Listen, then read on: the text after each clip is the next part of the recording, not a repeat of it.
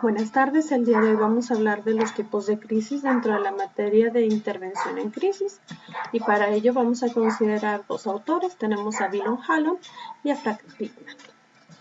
De acuerdo a Bill O'Halloran existen dos tipos de crisis, las externas que de una u otra forma pues son causales porque siempre va a existir una causa externa que las provoque y por otro lado tenemos a las contrarias que vendrían siendo las internas, es decir, las que nosotros mismos generamos.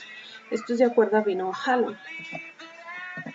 Tenemos también a Frank Pittman, que Pittman nos dice que existen cuatro tipos de crisis: las desgracias inesperadas, las crisis en desarrollo, las crisis en desvalimiento y las crisis estructurales, las cuales las vamos a ver una por una.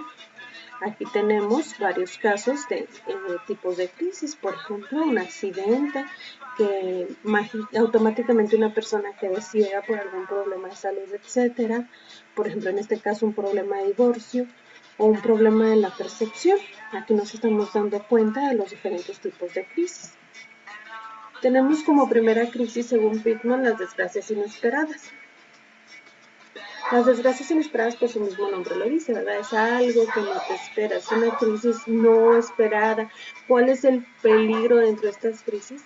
Pues que generalmente las personas tienden a buscar culpables, tienden a exponer sus problemas no resueltos, pero una de las ventajas es que es una oportunidad para resolver problemas estructurales resistentes. ¿A qué me refiero con estructurales? Problemas dentro del sistema familiar. Y de acuerdo a los parámetros para evaluar la atención, este tipo de desgracias inesperadas o este tipo de crisis inesperadas suelen ser manifiestas, aisladas, reales, específicas e intrínsecas. Tenemos las crisis de desarrollo, las cuales que, como su nombre lo dice, pues tienen que ver con la etapa del ciclo vital, y aquellos cambios que se nos van dando conforme vamos creciendo o evolucionando. ¿Cuál es el peligro dentro de estas crisis? Pues que las personas se resisten al cambio, llegan a trazar el paso a la siguiente etapa y muchas veces llegan incluso hasta impedir la crisis. Su ventaja es una oportunidad para resolver problemas. Este tipo de crisis, por ejemplo, cuando pasan los niños de ser niños a ser adolescentes, es un cambio que les genera crisis.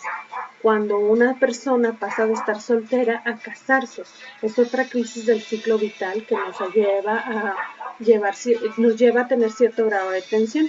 Y hablando precisamente de la tensión, este tipo de crisis son reales, universales y temporales de acuerdo a los parámetros que revisamos para evaluar la tensión. Las crisis estructurales, por otra parte, su nombre lo dice, estructurales de estructura, de sistema. Son todas aquellas crisis que ocurren dentro del sistema familiar. ¿Cuál es el peligro?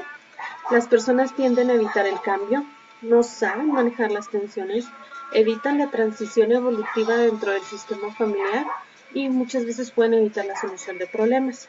La ventaja es que este tipo de crisis pueden llevar a que las personas tengan un tiempo para ingresar al sistema y promover los cambios.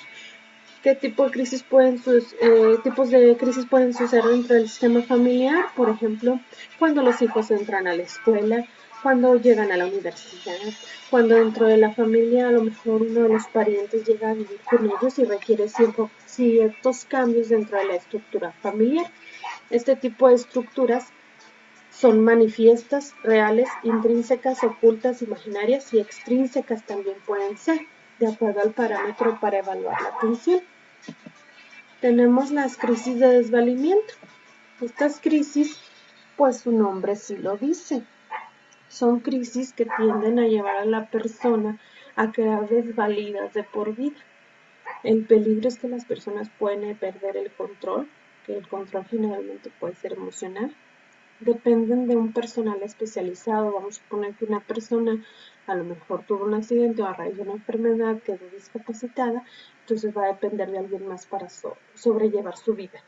Y generalmente no están en posibilidades de brindar cuidados. La ventaja están un tiempo para ingresar al sistema y promover los cambios establecidos. Este tipo de crisis se consideran manifiestas, permanentes, reales, universales, incluso hasta extrínsecas. Muchas gracias por su atención. Hasta aquí llegamos con los tipos de crisis.